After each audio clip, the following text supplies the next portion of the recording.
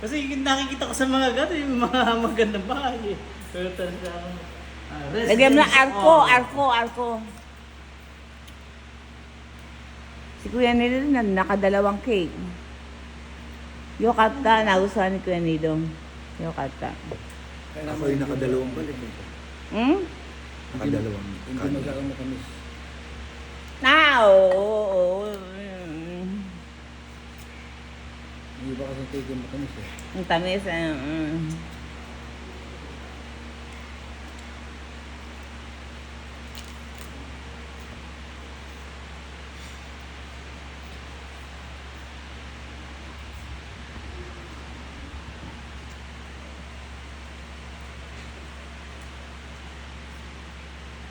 Naku po, busy sa pagkain.